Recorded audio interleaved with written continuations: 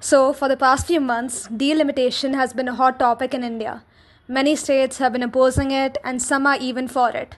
And while this whole debate is going on, I know some of y'all don't even know what delimitation is. Che! Unpad gawar! Kuch seekho! So, this video is going to explain what delimitation is. Let's say the year is 1991. There are two constituencies, Uru and Gao. And yes, the names are symbolic for where in India they are. For simplicity's sake, let's say Uru and Gao both have two people in it. That was the census that was conducted in 1991. Government looks at it and is like, hey bro, chill, let's pack it up and wait for 10 years. 10 years later. Okay, so now 10 years later, it is 2001, census has been conducted. Uru has 3 people, their population has increased by 50%, plus 1, right? Gao has, 6 people in it now. What? How did this happen in just 10 years? Their population has increased by 200%. Now government looks at this and goes like, yo boys, we gotta do something about this. So that's when the government implements the process of delimitation. But they are basically redrawing the constituency borders of Gao based on population. So now Gao is divided into Gao A and Gao B. And they're like, hey, both of these Gaos have 3 people now, same as Uru. Let's go, problem solved. Wow, that's great, problem solved, right? But it's actually not that simple.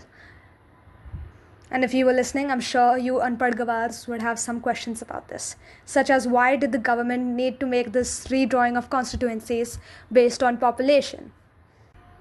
Well, that's because each constituency gets one representative in the Lok Sabha. So let's look back on the slides now. So in 1991, when Uru and Gao had the same number of people, 2 people each, they were being represented by 1 person in the Lok Sabha. And they had the same population, so that wasn't a problem, right? But then in 2001, Uru's 3 people population was being represented by 1 person. Meanwhile, Gao had 6 people being represented by 1 guy.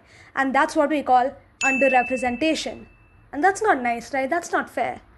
That's why the government implements delimitation. So now that we have Gao A and Gao B, everyone is getting the same amount of representation in the Lok Sabha, which is great.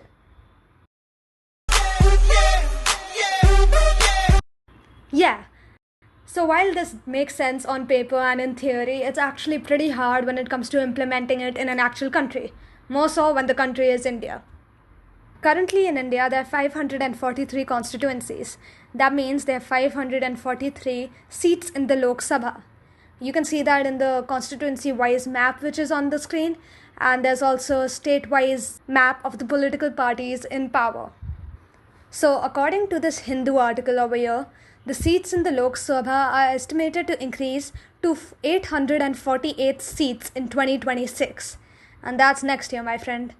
So the article also has this wonderful visual in which they show the state-wise breakup of the net seats that are either being gained or lost. So this article here by the Hindu nicely illustrates 2 tables for us. The first table shows us if the number of seats is retained, as in remain at 543. So table 1 over here shows us the number of gains or losses in the seats in the Lok Sabha. However, the second table shows us if the number of seats in the Lok Sabha is actually increased to 848, what will be the state-wise breakup of the net gain or loss of the seats. So, to summarize it, in 2026, the South, Karnataka, Telangana, Andhra Pradesh, Tamil Nadu and Kerala, on an average, will see an increase by 7 seats in the Lok Sabha. Meanwhile, just 5 of the states in the north, which form a little bit of the Hindi belt, will increase by 31 seats on an average in the Lok Sabha. These are the estimations according to this article. It varies from depending on which source that you go to, but the approximate consensus is that the north is going to be seeing more seats in their favor rather than the south. Yeah, that's about it. That should give you a basic of the entire theory of delimitation and a very broad overview of what's actually happening in India about this issue. And I do hope that this helped you get a little bit smarter and wiser on the topic. And hey, you can make your friends smarter and wise about this. Share this video. Like, share, subscribe, guys. We put videos every Monday. I think, hopefully. Bye. Chata babu.